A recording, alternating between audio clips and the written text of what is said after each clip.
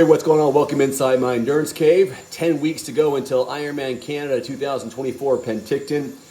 It's been a 14 training week block so far, 10 to go.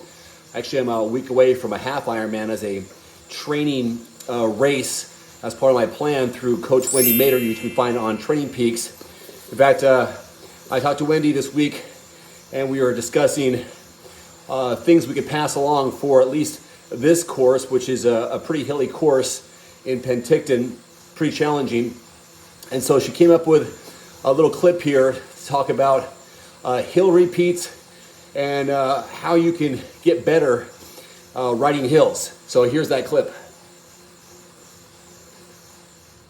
Riding hill repeats has become one of my favorite workouts. It didn't start out that way. When I started triathlon in 1992 back in Michigan, my friends from the Ann Arbor cycling team would take me to a place called Barton Hills. And back then I thought those hills were like climbing a mountain.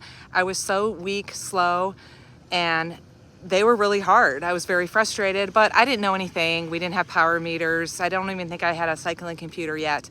And I did use a heart rate monitor, but my heart rate was always high. I didn't know anything about it. So fast forward to 1995 when I moved to Colorado and hills became even harder. So I had to get a new cassette and back just so I had enough gears to use to be able to climb these long mountainous climbs in Colorado. And in 1999, when I started training for Ironman Canada, I started riding hills all the time. I made a commitment to ride hills because the nature of the course in Canada was long, hilly, just like what I was experiencing when training in Colorado. So over time, the hills started to become easier. My heart rate was lower, my effort was lower, and I had this sense of being able to control my effort on short and long climbs, and I really enjoyed that progress I was making. So hills over the years have become one of my favorite workouts because you can work on endurance, technique, strength, threshold, and speed. The way you work on endurance with hill repeats is you just do as many as you want to. Back in September, I set a goal that I wanted to do 10 by March 9th, and I achieved that goal. And now I set a new goal that I want to do 4. And I'm talking about my Kennesaw Mountain repeats, by the way, 1.5 miles up with 550 feet of elevation gain.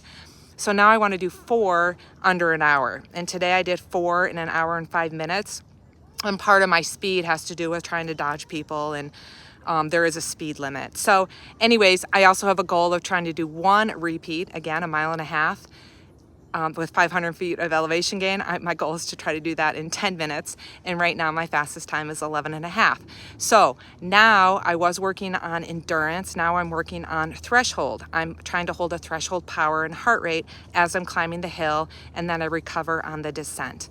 Now the way you work on technique going uphill is you can work on the pedal stroke, the 4 aspects of the pedal stroke: pulling back, like scraping your mud off your shoe, pulling up, over the top, and down. It's really essential that you do that on hills because some grades of climbing you may fall over if you're not working on your pedal stroke and the proper gearing. So you work on gearing, you work on low gearing going up, and then you can work on recovery, spinning fast on the descents. So you get some cadence technique drills in your pedal stroke. And then obviously strength, because you're going up a hill. Anytime you run or bike up a hill, you're working on strength. And then it translates into speed on the flats. I am never going to win a hilly course race, even though I love to train on climbs. It's not really my strength, but what is my strength is going fast and powerful on the flats because of all the hill climbing I do. It translates into speed in the flats. So I'd love to hear what you guys think of doing hill repeats or hilly courses. Like them or hate them, comment below. Let me know if you have any questions, and I hope you make it a great day. All right, Coach, thank you. You know, sometimes here on the bike, I'll go into a big gear and I'll just stand up and climb for a set amount of time to visualize what it's gonna be like to go in some of these climbs. In the half Ironman that I'm doing next week, I know of a climb that I think is about 9 to 11 minutes long based on recon rides and experience. And so mentally, if you know what to expect, it's easier to compartmentalize the climb.